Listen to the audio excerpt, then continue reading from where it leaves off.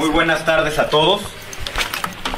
Como secretario de Hacienda he sostenido una visión objetiva de México y su desempeño económico, resaltando las fortalezas de nuestra economía y reconociendo las enormes deudas históricas que tienen los mexicanos. He reconocido también que México ha avanzado, pero también hemos reconocido que hay mucho que hacer para mejorar las condiciones de vida de los mexicanos que menos tienen. Permítanme hacer los siguientes comentarios.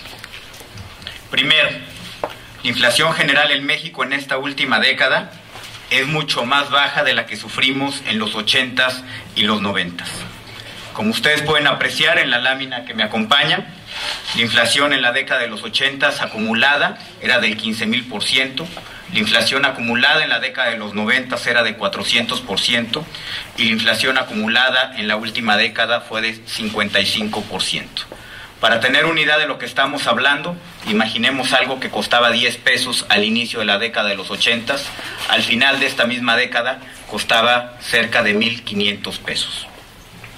Segundo, esta estabilidad en los precios también se refleja en la canasta básica, donde se observa el crecimiento en precios más bajos en los últimos 30 años. La inflación en la canasta básica promedio anual en la década de los 80s era del 78%, en la década de los 90s era del 20%, y en la última década, en los últimos 10 años, ha sido del 5,1%, a pesar de tener los crecimientos internacionales en el precio de los alimentos más alto en la historia reciente.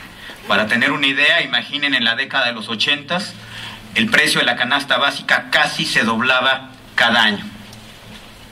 Actualmente, la inflación del 5,1% de la última década, la inflación promedio, es la más baja en los últimos 30 años. Esta severísima inflación en las décadas anteriores lamentablemente disminuyó el poder adquisitivo del ingreso de las familias. Como ustedes pueden apreciar, en la lámina, el poder adquisitivo del salario mínimo en la década de los 80s cayó un 50%. En la década de los 90s cayó otro 35%. Y es hasta esta última década donde tenemos un incremento de 2,4%. Al igual que lo señalé el día de ayer, este crecimiento es modesto y seguramente no compensa la caída tan brutal en el poder adquisitivo del salario mínimo de las décadas de los 80s y 90s. Pero es claro que la recuperación del poder adquisitivo del salario mínimo comenzó en esta última década. El reto es, sobre una base de estabilidad en precios y crecimiento económico, lograr cada vez mejores salarios y mayores ingresos para las familias en México.